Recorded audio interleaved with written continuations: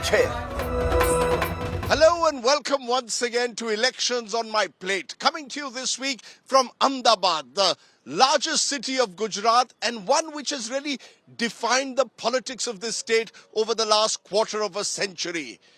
Gujarat today is India's most urbanized state, and it's the urban centers that have really driven the BJP's juggernaut across Gujarat.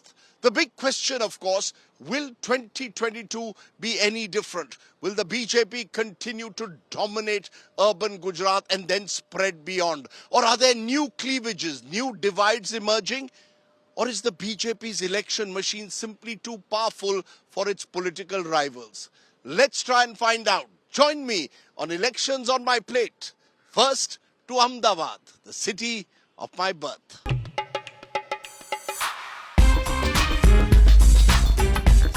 अरे अरे वाह 64 years. हाँ 64. 64 આ શું છે શું પણ હા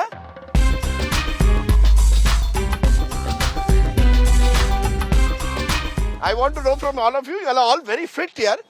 Huh? Every morning? What are you? Huh? Every morning. Huh? તમે fit, you are all fit India. What are you all going to do? Marathon? What are you all going to do with all this We are fitness? doing generally CrossFit high intense workout over here and it's completely free for all. That is because you all eat all that वो घी आप लोग इतना डालते हैं ना खाना में फिर एक्सरसाइज तो करना पड़ता है क्या होगा चुनाव में चुनाव में तो क्या होगा यहाँ पे तो बीजेपी है यहाँ तो बीजेपी है हाँ बीजेपी है और कोई उसके टक्कर में नहीं है दे आर डूइंग वर्क हाँ। काम कर रहे हैं वो लोग हाँ अल्टीमेटली 20 साल 25 साल से कर रहे हैं and we don't see a mechanism on other side શું કરો છો સવારે बस मॉर्निंग वॉक मॉर्निंग वॉक कितना वॉक करते हो एक घंटा 1 घंटा वॉकिंग वेरी गुड क्या होगा इलेक्शन में बीजेपी मोदी साहब ने अच्छा काम किया है कांग्रेस तो कहीं पैर भी नहीं है दूर तक नहीं है और आम आदमी पार्टी वो भी नहीं है नहीं है नहीं। તમારા મસલ સરસ છે लेट्स सी अच्छा लेट मी ट्राई दिस ये कैसे करते हैं बे हाथेથી જોર લગાવો sir Wow! Wow! Woo! great Ladies are better than men.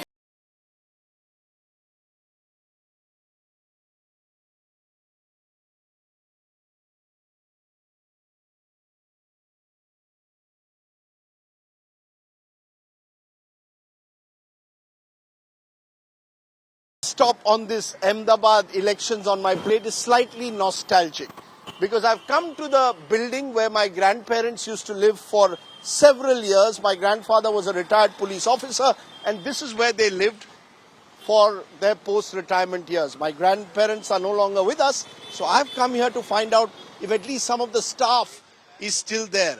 Memories of childhood. Come with me.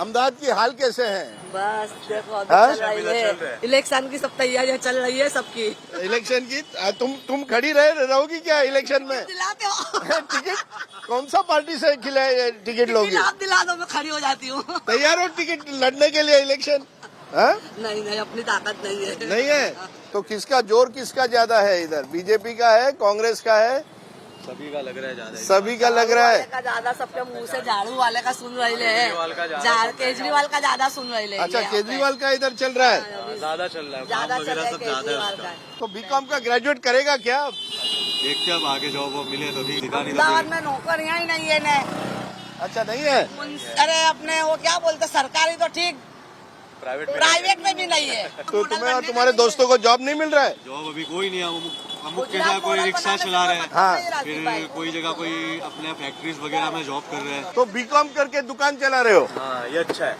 हाँ ये ठीक है करना ठीक लगता है हाँ छोटा मोटा बिजनेस करना अच्छा लगता है तो बिजनेस गुजराती वाले बिजनेस में नंबर 1 होते हैं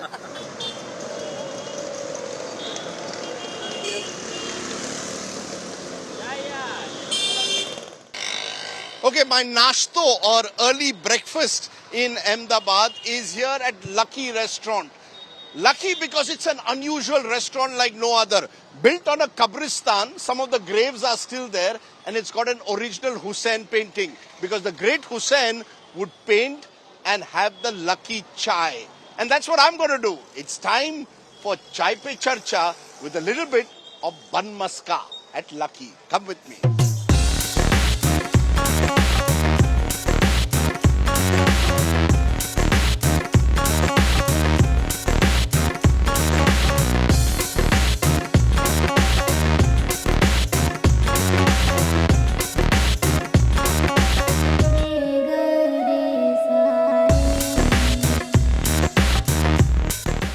Kabristan, food among the dead.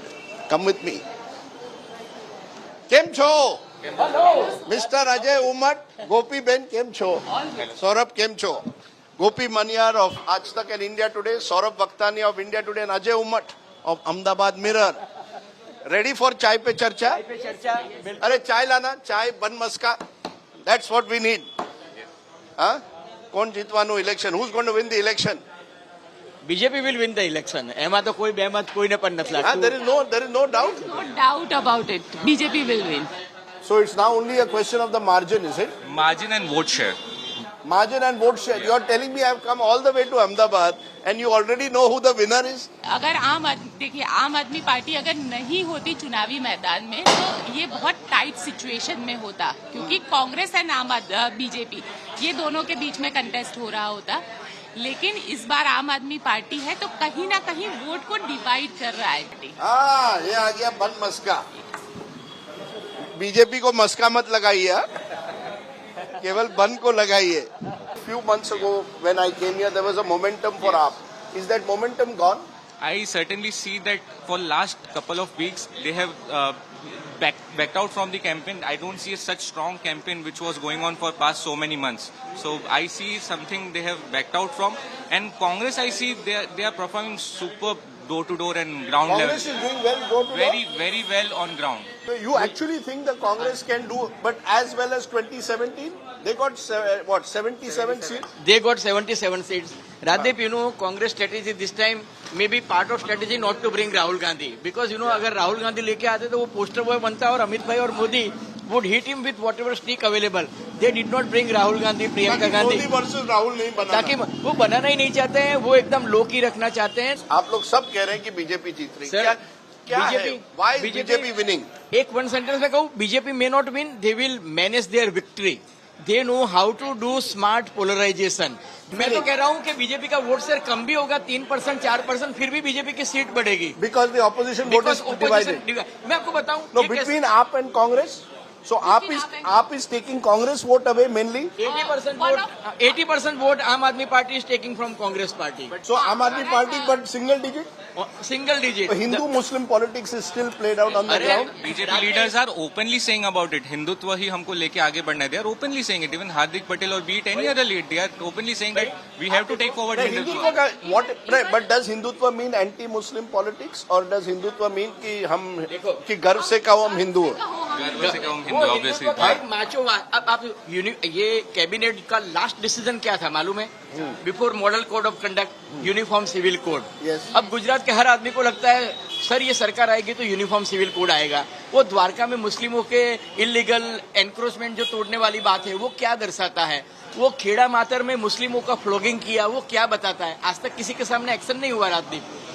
So nobody, all the policemen who did the flogging in Kheda of Muslims, no action. No action. ऐसा कहा. So it's a strong. So it believes in this Hindutva politics. इसमें एक है elephant in the room, Modi ji. Modi ji is in Delhi. Is this election about Bhupendra Bhai or Narendra Modi? Double engine क्यों? Double engine सरकार. Double engine सरकार. नरेंद्र मोदी. नरेंद्र मोदी और Narendra Modi one man show in Gujarat. और even now. Sir मैं आपको बताऊं Even now. Yes sir. so much popular. Modi जैसा कोई नहीं. गुजरात में जब भी मोदी आते हैं तो लोगों का एक ही नारा है कि मोदी जैसा कोई नहीं. देखो हम मोदी जी का मस्का नहीं कर रहे हैं लेकिन मन मस्का तो खाएंगे. जो फैक्ट है वो कहते हैं. We are fact.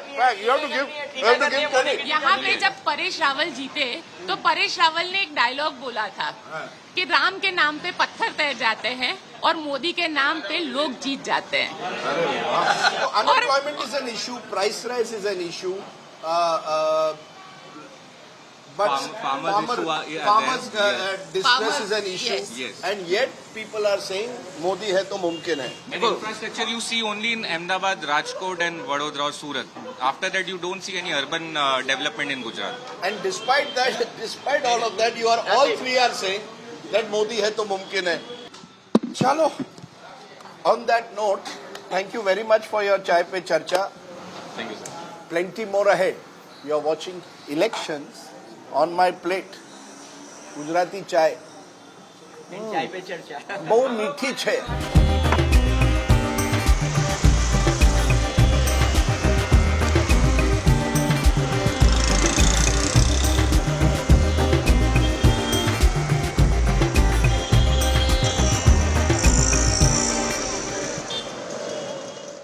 Okay, we've driven about 150 kilometers out of Ahmedabad to here in Vadgam in Banaskantha district of North Gujarat. This is one of the most watched constituencies in Gujarat this time because the Congress candidate here is Jignesh Mevani, the young Dalit face of the Congress, firebrand activist who defeated the BJP in 2017 as an independent. 5 years later, the fight may be even tougher for Mevani in a constituency with a large Dalit, Muslim and OBC population. A traditional Congress bastion now facing the BJP's charge. Come with me.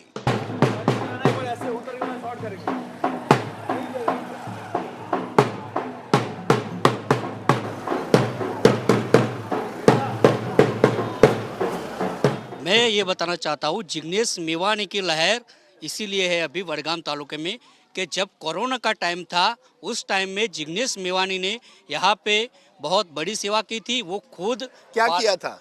वो खुद मतलब के जो मतलब payment की जो जरूरत होती थी उन्हें हर एक मतलब चौराहे पर खड़े होके उसने खुद वो डब्बा लेके घुमा था और पेमेंट कलेक्शन किया था और ऑक्सीजन प्लांट की उसने तैयारी की थी। लोग अपने आप को हिंदू देखते हैं या दलित पहले देखते हैं या दलित समाज का उद्धार करना है? दलित को हिंदू मानते ही नहीं है। कौन मानते हैं दलित? ये नहीं मानते आपको? नहीं मानते।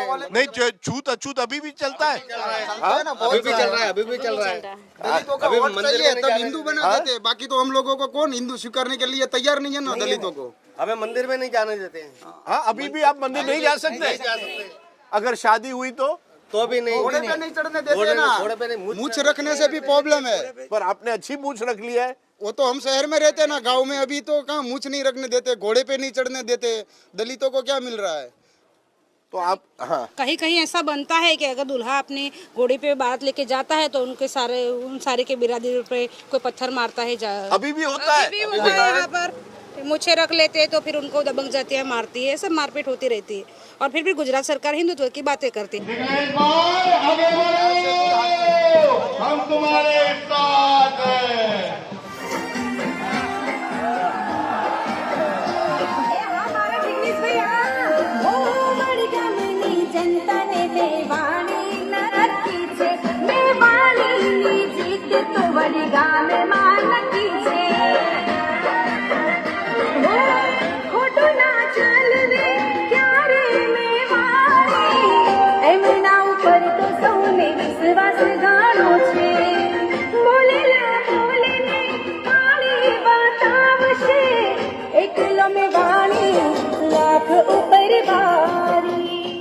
Jignesh Mevani here in Vadgam as he does these street corner meetings.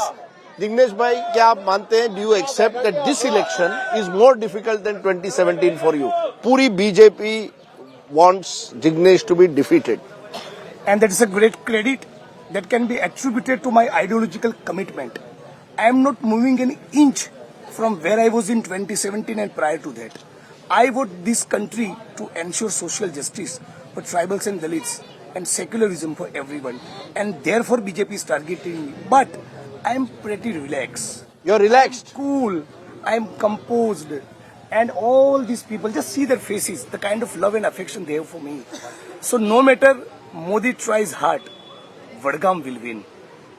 आप कह रहे हैं वडगाम जीतेगा? बिल्कुल, क्योंकि एक तरफ मोदी जी की, जैसे मैंने कहा, पूरी सेना लगी हुई है यहाँ लगने और इस बार AIMIM ने कैंडिडेट रखा है, आम आदमी पार्टी ने भी कैंडिडेट रखा है, तो opposition vote can get split also. So the general feeling is Jignesh Mevani could find it more difficult this time than 2017. मैं बहुत रिलैक्स्ड हूँ. इतना मोहब्बत, इतना प्यार, इतना सपोर्ट, मेरी खुद की उम्मीदों से ज्यादा सपोर्ट है. ईमानदारी के साथ कह रहा हूँ. जितने ओपिनियन पोल आ रहे हैं सब कह रहे हैं BJP will get 120 to 130 seats, Congress 40 to 50 आंकड़ा पार करेगी. कांग्रेस और 27 साल की भाजपा की तानाशाही और घमंड दोनों इस बार चकनाचूर हो गए. We will form the government, we are predict sure. Dalit Muslim politics जो है, यहाँ दलित है, मुस्लिम, OBC लार्ज नंबर्स में है. यहाँ तो ऐसा कुछ है ही नहीं. क्या आप मानते हो कि ये एक तरफ हिंदुत्व की पॉलिटिक्स, दूसरी तरफ दलित मुस्लिम पॉलिटिक्स? लेकिन यहाँ दलित मुस्लिम एक भी नहीं है. यहाँ तो केवल भारतवासी है. यहाँ केवल भारतीय नागरिक है. और सबको पता है कि जब कर्मावत के तालाब में नर्मदा का पानी आएगा तो उसका बेनिफिट सबको मिलने वाला है. जब ऑक्सीजन का प्लांट जिग्नेश भाई ने बनाया और जो 254 लोगों को लाभ मिला, वो तो सभी समुदायों से.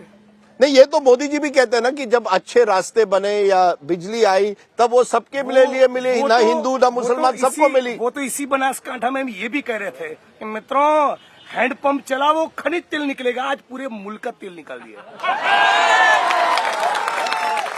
जिग्नेश भाई, 2017 में you are seen as young Turk. आपके साथ अल्पेश ठाकुर, अभी भी यंग है आप. हाँ, मुझसे तो यंग है. अल्पेश ठाकुर थे आपके साथ, वो बीजेपी में चले गए. हार्दिक पटेल आपके साथ आंदोलन में थे, पटेल आंदोलन में, वो चले गए बीजेपी में. आप अकेले रह गए, बाकी जो युवा नेता है सब बीजेपी चले गए. सब देख रहे हैं हवा किस तरफ चल रही है. मैं अपने ईमान पर कायम हूँ. मैं इस जीवन काल में पृथ्वी का गोला उल्टा होना है तो हो जाए, लेकिन जीवन में कभी मोदी और भाजपा से समाधान नहीं करूंगा. कभी नहीं करूंगा, नहीं ही करूंगा. I am very clear and sorted in my head. Jignesh Mevani, I wish you all the very best. Thank you sir. And we will see कि आप ये जो चैलेंज आपको एक तरह से मोदी जी को आज आपने यहाँ बैठकर चैलेंज दिया. चलिए Jignesh Mevani, as I said, we wish all the candidates the very best. देखते हैं आगे आगे क्या होता है.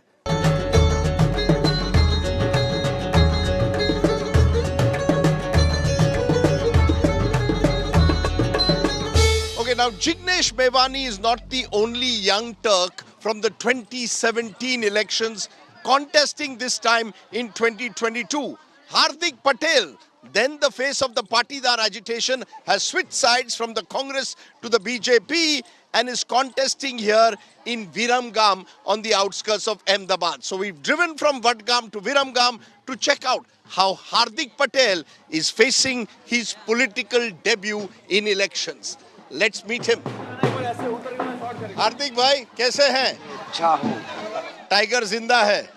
क्यों नहीं, क्या दिक्कत होगी? मैं इसलिए पूछ रहा हूँ क्योंकि मुझे याद है इसी विरमगाम में मैं आया था 5 साल पहले. तब आप एक तरह से कैंपेन कर रहे थे लेकिन बीजेपी के खिलाफ. आज बीजेपी के कैंडिडेट बन के आए हैं. क्या फर्क हुआ, क्या वजह हुई कि हार्दिक पटेल 5 साल में इतना बड़ा आपने चेंज कर दिया? 17 का चीज अलग था क्योंकि वह सामाजिक मुद्दा था. सामाजिक मुद्दा खत्म हो गया. केंद्र सरकार और राज्य सरकार ने 10% रिजर्वेशन लागू किया, तो उसके बाद एक सामाजिक मुद्दा जो था जिसके लिए लड़ाई 17 में थी वो खत्म हो गया था. यानी पाटीदार का जो मुद्दा था वो एक्चुअली खत्म हो गया था. तो फिर पॉलिटिकली स्वाभाविक है कि एजिटेशन स्वार्थ पे नहीं होते, कभी एजिटेशन मुद्दों पे होते. और मुद्दों के साथ जब आंदोलन हो गया था पूरा, तो स्वाभाविक से पॉलिटिकल पार्टी ज्वाइन करा. ये कहा जाता है कि आपके खिलाफ जो केसेस किए गए थे बीजेपी ने विड्रॉ किए, इसलिए हार्दिक पटेल ने साइड विड्रॉ हो गए. आपको मालूम है विड्रॉ हो गए? ये कहा जा रहा है कि आपके खिलाफ 32 है. अभी भी 32 केस आपके खिलाफ, तो केसेस विड्रॉ नहीं हुए. वो तो समयांतर कोर्ट में हो गए ना. आपको कांग्रेस और इनमें क्या फर्क लगा, बीजेपी और कांग्रेस के बीच में? जो लोग गुजरात की गौरव और अस्मिता के लिए काम करते हैं हम उसके साथ रहते हैं. भारतीय जनता पार्टी गुजरात की अस्मिता और गौरव के लिए लगातार लड़ती है. कांग्रेस ने लगातार गुजरात की गौरव और अस्मिता के खिलाफ काम करने का प्रयास किया है. तो आप कह रहे हैं कि कांग्रेस जाना ही आपकी गलती थी? बिल्कुल सब लोग, इसलिए तो सब लोग छोड़ रहे हैं. मैं अकेला थोड़ी, वो तो सिंधिया ने भी छोड़ा है, गुलाम नबी आजाद जी ने भी छोड़ा है. अशोक तंवर ने भी छोड़ा है। सब लोग धीरे धीरे समझते वो सब लोग उनसे दूर जा रहे हैं, खफा हो रहे हैं। अब गाड़ी में हट जाइए तो चलते चलते बात गाड़ी आप लई लेना, गाड़ी में चले या कहाँ कैसे गाड़ी में चले? प्रवीण भाई गाड़ी में चलते हैं। जब आप नरेंद्र भाई जी का नाम लेते हैं, मुझे वो वीडियोस याद आते हैं जब आपने उन पर कठोर प्रहार किया था मोदी जी पर। तो वो हार्दिक और ये हार्दिक में कैसे ये बदलाव कैसे आ गया? अरे राजदीप जी, आंदोलन आक्रामकता से ही होते हैं भाई। हिंदुस्तान में पहली बार ऐसा हुआ है कि 10% रिजर्वेशन लागू हुआ है। जब आपको कहा जाता है हार्दिक पटेल अपॉर्चुनिस्ट है, हार्दिक पटेल ने अब केवल अपने पॉलिटिकल एम्बिशन के लिए यहाँ से वहाँ चले गए, वर्किंग प्रेसिडेंट बने कांग्रेस के। और जब आपको लगा कि कांग्रेस में आपका चल नहीं रहा है, इसीलिए आपने स्विच किया। नहीं, मैं वही बोल रहा हूँ, आपका हुद्दा मतलब आपका जिम्मेवारी क्या है अभी न्यूज में? और फिर आपको ये भूमि ना दे तो क्या करोगे? जिम्मेदारी लेके घूमते रहोगे? किसी का इंटरव्यू नहीं करने देंगे तो राजदीप जी क्या करोगे आप? पद देना बड़ी बात नहीं है, उसके लिए कौन सा वर्क दिया आपको? तो आप कह रहे हैं कांग्रेस में आपको पद दिया लेकिन कोई काम नहीं दिया गया? नहीं था ना, हम राजनीति क्यों लोग काम के लिए करते हैं ना, राजनीति पद के लिए नहीं होती। और यहाँ पर भी मैं 6 महीने कार्यकर्ता की भूमिका में था। तो आपने राहुल गांधी से ये बात नहीं कही कि देखिए मुझे पद दिया, कोई कार्य नहीं है, ये हो रहा है? आपने राहुल गांधी के साथ संपर्क नहीं किया? क्योंकि एक समय तो आप राहुल गांधी की बड़ी प्रशंसा कर रहे थे। देखिए, राहुल गांधी के पास विजन ही नहीं है तो उससे बात करके मैं क्या करूंगा? कितनी बार बोला कि गुजरात के लिए आप गुजरात के खिलाफ लगातार बोलिए मत, गुजरात के व्यापारियों को गाली मत दीजिए, गुजरात की अस्मिता और गौरव पर लगातार सवाल मत उठाइए, लेकिन उनको समझना ही नहीं था तो अपन ने छोड़ दिया। और अब मैं कांग्रेस के बारे में बात करूंगा तो मुझे क्या फायदा है? विकास की बात करते हैं। जनता के सामने 2 बड़े मुद्दे मैं देख रहा हूँ गुजरात में युवाओं के, क्योंकि आप युवा हैं। एक बेरोजगारी और दूसरा जो पेपर लीक्स हो रहे हैं उसकी वजह से एजुकेशन सिस्टम। ये दोनों पर क्या आप जोर दे पाएंगे? क्योंकि क्या आप मानते हैं ये बड़े परेशानियां हैं यंग लोगों के लिए? देखिए, बेरोजगारी की जहां तक बात है तो ये आपके नॉलेज के लिए कि गुजरात रोजगारी के मामले में आज भी अव्वल है। गुजरात में स्थानिक नौकरियों में और सरकारी नौकरियों में गुजराती मतलब यहाँ के नौजवानों को प्रथम जिम्मेवारी भी मिलती है और अपना अपॉर्चुनिटी भी मिलता है। सर, तलाटी की नौकरी के लिए लाखों ने अप्लाई किया, केवल कुछ 100 लोगों को लिए नौकरी मिल रही थी, लाखों में एप्लीकेशन हुई। ये गलत बात है, 100 लोगों को नहीं मिलती, 12-13 हजार लोगों की रिक्वायरमेंट होती है और सरकार उतने लोगों पर लाखों ने अपॉइंटमेंट तो करेंगे ना। लाखों ने अप्लाई किया। भाई, मैं क्लार्क का जॉब कर रहा हूँ और मुझे तलाटी के लिए एग्जाम देना है तो मैं भी अप्लाई करूंगा। नहीं, क्या आप कह रहे हैं कि बेरोजगारी नहीं है? बेरोजगारी तो प्रदेश के हिसाब से होगी। सरकारी नौकरी 10 लाख ही होती है मेरे भाई। सरकारी नौकरी 10 लाख से ज्यादा 1 करोड़ नौकरी हो सकती है, आप बताइए मुझे। तो स्वाभाविक है सरकारी नौकरी के लिए सबकी इच्छाएं होती है कि मैं सरकारी नौकरी के लिए अप्लाई करूं, तो वो तो आंकड़ा बड़ा दिखेगा। लेकिन गुजरात में सरकारी नौकरी हो या प्राइवेट नौकरी, स्थानिक नौजवानों को जो पढ़े लिखे हैं, शिक्षित है, उन लोगों को फायदा मिलता भी है और उनको मिलती भी है। दूसरा, आपने कहा पेपर लीक की घटना, मैं बिल्कुल मानता हूँ पेपर लीक की घटना नौजवानों के भविष्य को धुंधला करती है और उसके लिए कानून बनना चाहिए। मैंने भारतीय जनता पार्टी में रहते हुए भी कहा था और जब मैं नहीं था तब भी कहा था। कितने सीटें आएंगी बीजेपी को? 50 सीटें आएगी। 150। तो आप कह रहे हैं माधव सिंह सोलंकी का रिकॉर्ड तोड़ देगी बीजेपी इस समय? ऑल रिकॉर्ड टूटेंगे और 150 सीटों के साथ फिर एक बार भारतीय जनता पार्टी की सरकार बनेगी। हार्दिक भाई, आपने हमसे बात की, we wish you all the very best. अभी भी आप अपने आप को यंग टर्क मानते हैं कि नहीं? हाँ, अभी भी यंग है। आप भी यंग है ना? आपके बालों में अभी तक सफेदी नहीं आई। आपके पूरे बाल सफेद है। यही तो फर्क है। थैंक यू वेरी मच हार्दिक भाई, all the very best. Thank you.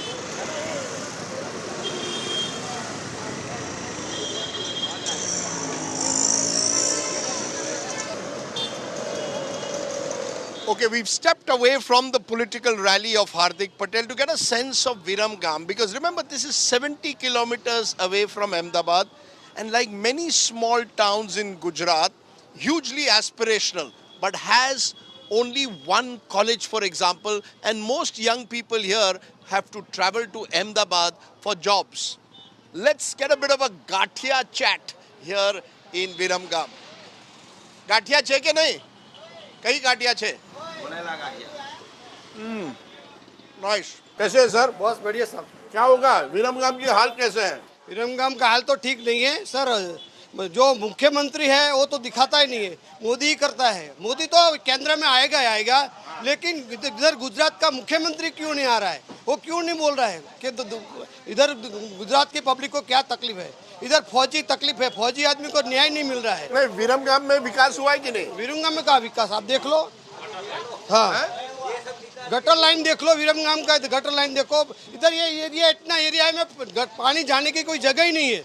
भारी बारिश आएगी तो क्या करेगी पब्लिक? ये सोसाइटी पूरी पानी से भर जाएगी। तो जब बारिश आई थी तब क्या हुआ था? हम कीचड़ में थे, पानी में इतने घुटने तक पानी था।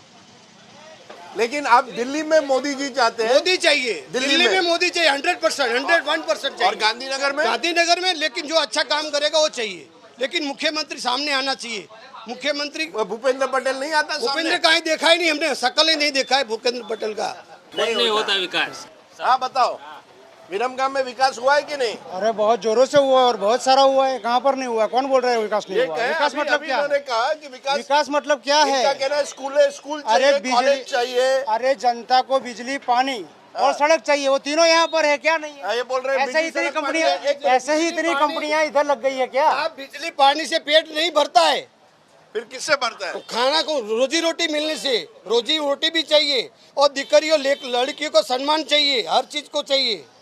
ये कह रहे हैं बिजली सड़क मिल गई है, बिजली सड़क पानी आ गया है। बिजली सड़क से काम नहीं चलेगा तो देश के क्या अंदर। चाहिए आपको? पेट भरना चाहिए तो आदमी को, तो रोजी रोटी चाहिए। नौकरी देख लो भिखारी, गुजरात में कभी भिखारी आदमी नहीं मिलता है, लेकिन आज भिखारी आदमी भी रोड घूम रहे हैं।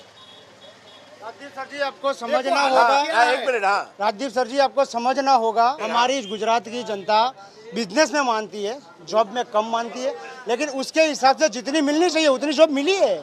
27 साल में बीजेपी ने अच्छे काम किए हैं या नहीं, कि क्या हिंदुत्व पर ही चुनाव लड़ा जाता है? सब बढ़िया काम किया है, कोई दिक्कत ही नहीं है। अगर समझने वाले अपने दिमाग का उपयोग नहीं करेंगे, अगर मगज से अंध और दृष्टि से अंध हो गए तो उनको दिखाई नहीं देगा। साहब दिक्कत नहीं होती तो अब ये दूसरी पार्टी क्यों आती इधर? पंजाब से आप पार्टी की हमको क्या जरूरत है? हम मोदी की सरकार है तो मोदी रहेगा ही, और मोदी रहेगा ही। मैं जिंदा रहेगा तब मोदी रहेगा दिल्ली के सीटों पर, दिल्ली के लेकिन आप केजरीवाल क्यों आया इधर? क्यों? केजरीवाल की क्यों जरूरत पड़ी? इधर कमी रहेगी तभी आई, अंदर घुस गई। क्या कमी है? कमी तो है, तभी तो बोला जवानों को बोला नौकरी नहीं मिल रही है, जवान दर भटक रहे हैं। झगड़ा बहुत हो गया, थोड़ा घाटियां खाएं। आप खाइए, ये है Gujarat. I'm going to take a gathiya break and then we are off to Ahmedabad because I need a proper lunch break. मैं अभी गुजराती थाली खाने जा रहा हूँ अहमदाबाद। खाओ, बहुत बढ़िया होता है यहाँ का तो खाना। अच्छा, और मीठा भी होता है, आप इसलिए जुबान भी मीठी है हमारी, इसलिए आपसे प्यार भी हमारा ज्यादा है। अरे वाह, thank you. Let's go.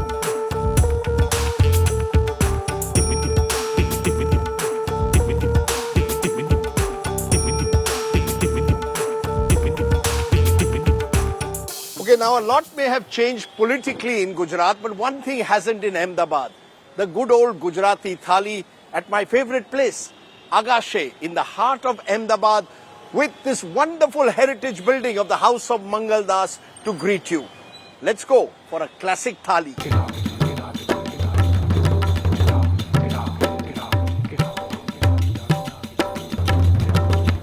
Mr. Mangal Das, how are you? Hi, Abhay. Good to see you.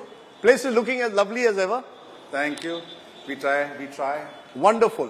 I just said that elections can come and go. Some things remain unchanged in Ahmedabad. One of them is House of MG.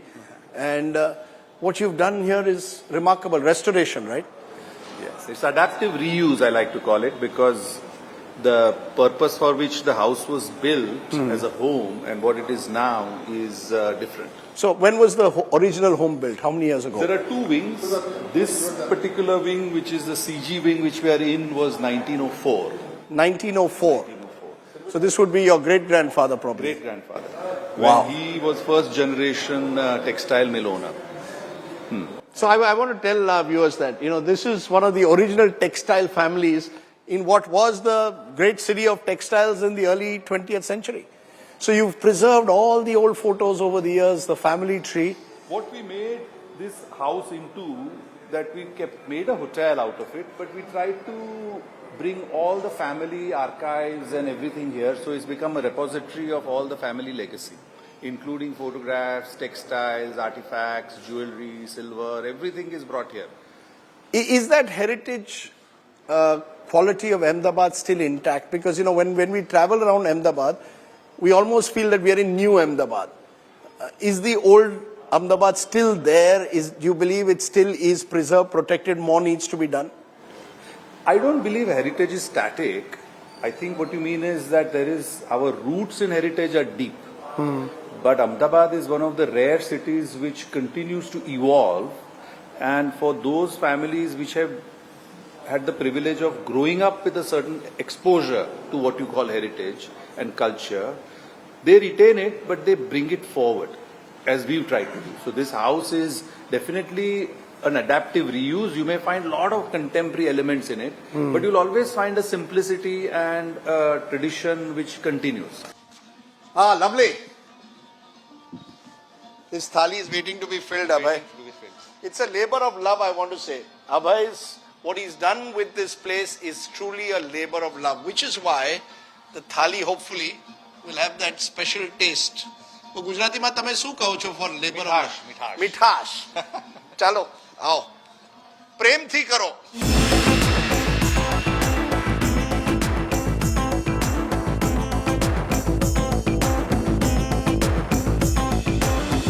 Okay, there you have the classic Gujarati Sethia thali, which Abhay has beautifully called a Self-orchestrated symphony of tastes. Self-orchestrated symphony of taste. This is just terrific, but we have to take a break. You're watching Elections on My Plate. When we return, we are turning to a part of Ahmedabad which sadly has some darker memories. Back in a moment. Elections on My Plate.